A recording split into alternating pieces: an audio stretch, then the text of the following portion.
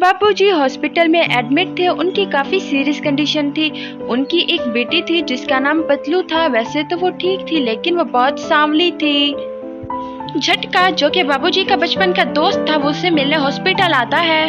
झटका अपने दोस्त से कहता है, तो फिक्र मत कर यार, तो बहुत जल्दी ठीक हो जाएगा और जल्द ही अपने घर चला जाएगा।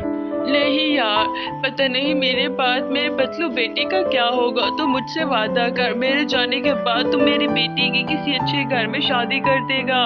मेरे दोस्त, मैं तुझसे वादा करता हूँ, मैं पतलू की शादी अपने बड़े बेटे मोटू से करूँगा। बाबा ऐसी बातें क्यों कर रहे हैं आप? आपको कुछ नहीं होगा। नहीं मेरी बच्ची, मेरे पास वक्त बहुत कम है, मैं जा रहा हूँ, अपना ख्याल रखना तुम। उसके बाद पतलू के पिता की मौत हो जाती है। पतलू बहुत ज्यादा रोने लगती है। पतलू अब बहुत ज्यादा तन्हा हो गई थी।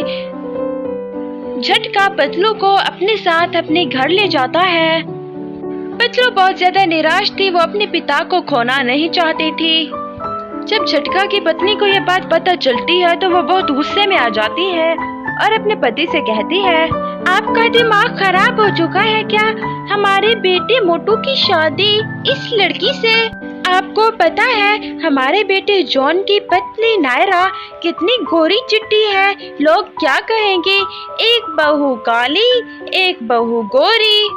तब झटका अपनी पत्नी से कहता है, मुझे नहीं पता, मैंने अपने दोस्त से वादा किया है, मैं अपना वादा नहीं तोड़ूंगा। मैं कल ही उन दोनों की शादी करा दूंगा। जिसे तकलीफ है वो इस घर को छोड़ के जा सकता है।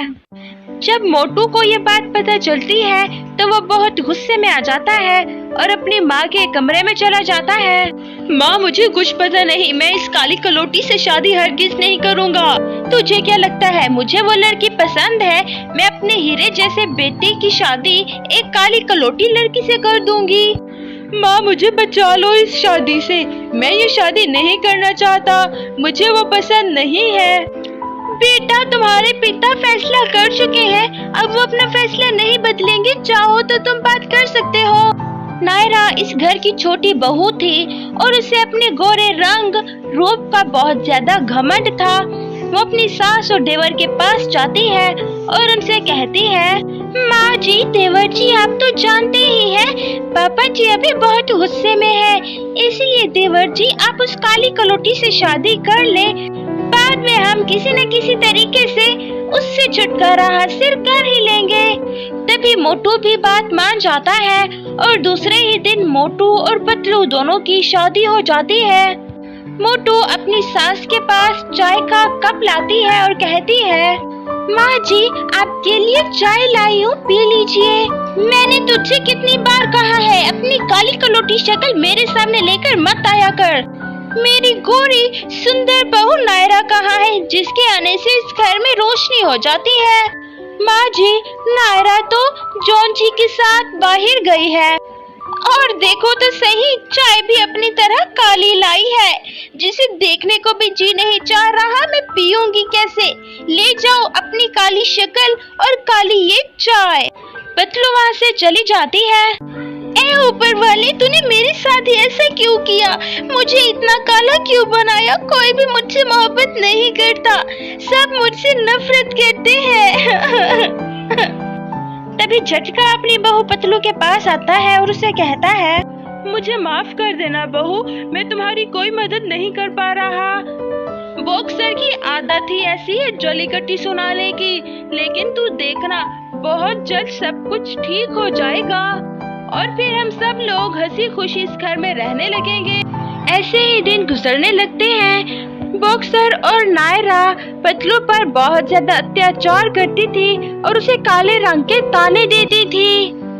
धीरे धीरे समय गुजरता है और एक दिन बॉक्सर जॉन मोटू से कहती है, बेटा, कल हमें कुल देवी के मंदिर पूजा के लिए जाना है, तुम दोनों वक्त से तैयार हो जाना। ठीक है माँ, हम दोनों तैयार हो जाएंगे। नायरा अपने देवर के पास आती है और उससे कहती है, देवर जी, यही मौका है उस काली कलोटी से छुटकारा पाने का। ऐसी जगह पर हादसे तो होते ही रहते हैं, किसी को शक भी नहीं होगा और आपका काम भी हो जाएगा। नायरा और मोटू दोनों पतलू को जान से मारने का प्लान बना चुके थे। अब सभी लोग कुल देवी के मंदिर जाने के लिए पुल से गुजर रहे थे। तभी अचानक से ही मोटू का पैर फिसलता है और वो नीचे गिरने लगता है, लेकिन वो पुल को मजबूती से थाम लेता है। तभी नायरा अपनी जान पर खेलकर मोटू को बचा लेती है। मोटू और बॉक्सर दोनों को अपनी गलती का एहसास हो चुका था और वो पतलू से माफी मांगते हैं। इसके बाद मोटू और पतलू दोनों हंसी खुशी रहने लगते हैं। प्यारे दोस्तों, वीडियो पसंद आई हो तो चैनल को सब्सक्राइब कर दे। Thanks for watching.